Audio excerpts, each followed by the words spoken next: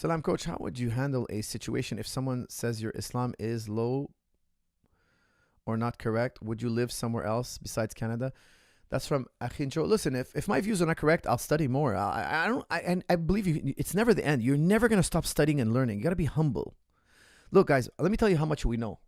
You know how much we know? We know this speck of dust here.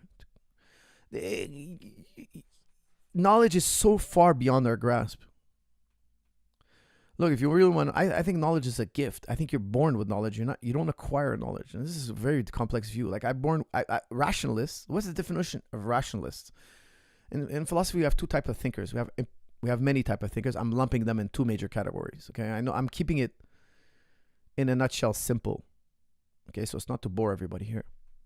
We have empiricists and rationalists. Empiricists believe that, look, it's only the senses. You have 5 senses, and that's it. You know nothing without those senses. Rationalists, we believe we were born with innate ideas.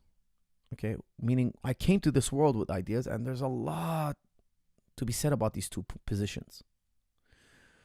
Now, I believe these innate ideas are a gift. They're divine. They're divinely given. That's my belief. And many great thinkers thought this. Okay, so like don't dismiss them by quoting Dawkins. Dawkins is like nothing to us. In the world of logic, Dawkins is nothing.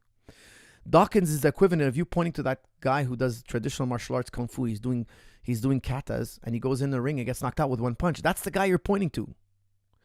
In the world of logic, guys, a Dawkins is a nothing. Not in the world of science. In the world of science, he's not a heavyweight either. In the world of science, you know, he's considered to be a populist. He's a guy who has the ear of the public, and he's cool to the public, and he translates to the public. He translates scientific ideas to the public. He's a smart guy.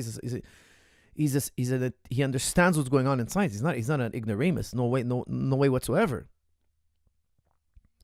But he's not a logician. He's not a master of epistemology. No way, no how. He's a white belt in epistemology. Let's call him a blue belt. Okay.